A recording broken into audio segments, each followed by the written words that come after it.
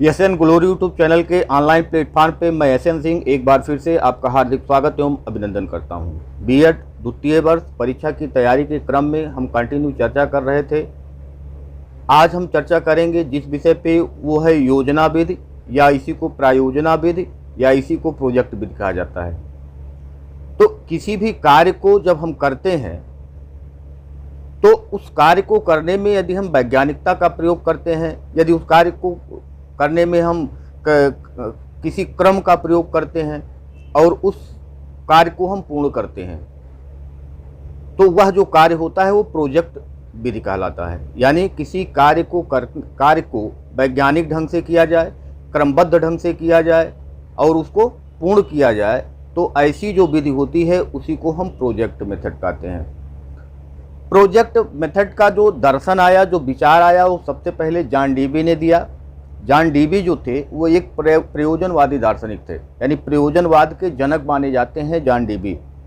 और John Dewey के ही शिष्य थे किलपैट्रिक। जॉन डीवी जो है वो एक दार्शनिक थे, मनोवैज्ञानिक नहीं थे। जॉन डीवी एक दार्शनिक थे और जबकि उनका शिष्य जो था किलपैट्रिक, वह एक मनोवैज्ञानिक था। तो दार्शनिक और मनोवैज्ञानिक में अंतर आप लोग समझते होंगे। तो मनोवैज्ञानिक जो था, यानी वह उसकी जो ये विधि थी वह मनोवैज्ञानिक विधि है। तो मनोवैज्ञानिक विधि दिया किसने? किलपैट्रिक ने दिया। कब दिया? 1918 में दिया। लेकिन अगर हम कहें कि सबसे पहले जो प्रोजेक्ट शब्द आया वो किसके दिमाग में आया, किसके विचार में आया, तो प्रोजेक्ट शब्द जो है वो सबसे पहले अमेरिका के एक शिक्षा शास्त्री थे, रिचार्ड्स। 1908 ईस्वी में उन्होंने सबसे पहले प्रोजेक्ट शब्द का प्रयोग किया था। यदि हम एनसीएफ 2005 की बात करें तो एनसीएफ 2005 के अंतर्गत विद्यालयी स्तर पर प्रोजेक्ट मेथड को कार्य करवाने के लिए सर्वाधिक बल इस पे दिया गया है। यानी कि बच्चों से, छोटे स्तर के बच्चे जो होते हैं उनसे प्रोजेक्ट मेथड पर काम करने के लिए सर्वाधिक जो बल दिया गया एनसीएफ 2005 के द्वारा, वह प्रोजेक्ट मेथड पर ही दिया गया।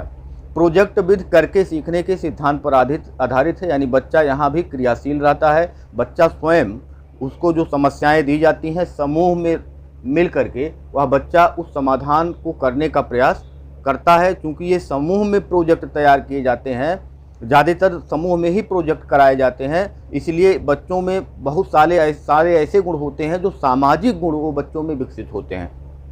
और इस प्रोजेक्ट विधि में जो थॉर्नडाइक ने 3 मुख्य नियम दिए थे सीखने के, उन तीनों का यहाँ पालन किया जाता है। तो तीनों का पालन किस प्रकार से किया जाता है, कौन से वो नियम है, तो आपने पढ़ा होगा कि तत्परता का नियम, प्रभाव का नियम और अभ्यास का नियम।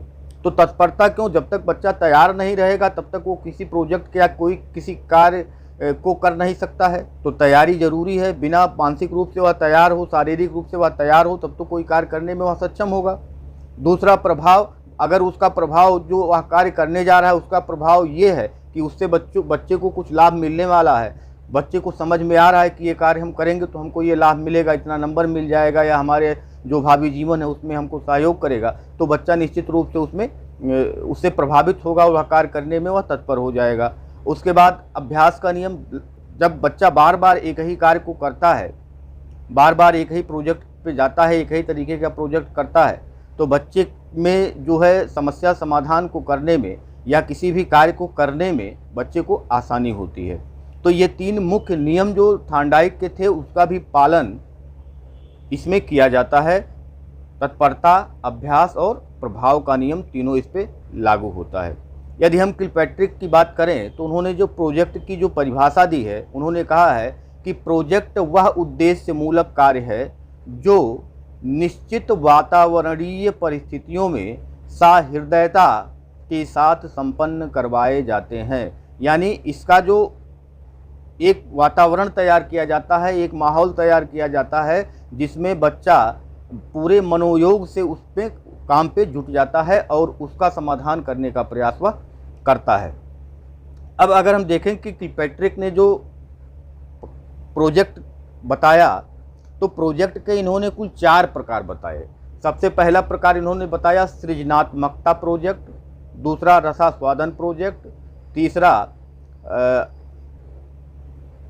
तीसरा है अभ्यासात्मक प्रोजेक्ट और चौथा है समस्या मूलक प्रोजेक्ट। तो 4 प्रोजेक्ट, सृजनात्मक प्रोजेक्ट, रसास्वादन प्रोजेक्ट, उसके बाद तीसरा है अभ्यासात्मक प्रोजेक्ट और चौथा है समस्या मूलक प्रोजेक्ट। तो 4 प्रोजेक्ट बताए हैं किलपैट्रिक ने कि जो प्रोजेक्ट होता है वो 4 प्रकार का होता है। तो बहुत डिटेल में जाने की आवश्यकता नहीं है, आपको केवल इतना पता होना चाहिए कि किलपैट्रिक ने प्रोजेक्ट के कितने प्रकार बताए हैं। तो 4 प्रकार बताए हैं।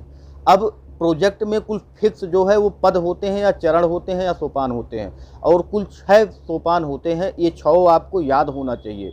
और 6 सोपान में जो पहला सोपान है वह है परिस्थिति का निर्माण करना, ऐसे वातावरण तैयार करना कि जिसमें बच्चा आसानी से कार्य को कर सके, अपने प्रोजेक्ट को कर सके। दूसरा है योजना का चयन करना, फिर उसके बाद उस पर हम योजना बनाते हैं, योजना का चयन करते हैं और फिर योजना का क्रियान्वयन करना, योजना का कार्यक्रम बनाते हैं और फिर उस कार्यक्रम को हम क्रियान्वित करते हैं, यानी कार्य करना प्रारंभ करते हैं। फिर योजना का हम मूल्यांकन करते हैं और लास्ट में इसका हम लेखा जोखा तैयार करते हैं। तो ये 6 पद है: परिस्थितियों का निर्माण करना, योजना का चयन करना, योजना का कार्यक्रम बनाना, योजना का क्रियान्वित करना, योजना का मूल्यांकन करना और लेखा जोखा या निष्कर्ष की प्राप्ति करना। ये 6 चरण हैं। इस 6 चरणों को आपको याद रखना होगा। तो ये था प्रोजेक्ट मेथड। थोड़ा शार्ट में ही हम समझाने का प्रयास कर रहे हैं, केवल आप लोग इसको थोड़ा सा समझ जाइए। 1908 ईस्वी में सबसे पहले रिचार्ड्स ने प्रोजेक्ट शब्द दिया। 1918 में किलपैट्रिक ने मनोवैज्ञानिक विधि जो है, एक शिक्षण विधि ये है जो मनोवैज्ञानिक विधि है, उसको किलपैट्रिक ने दिया सन 1918 ईस्वी में। अगर आप चैनल पे नए हैं तो चैनल को लाइक करिए, सब्सक्राइब कीजिए और अपने दोस्तों में इसको शेयर जरूर कीजिए। धन्यवाद, नमस्कार।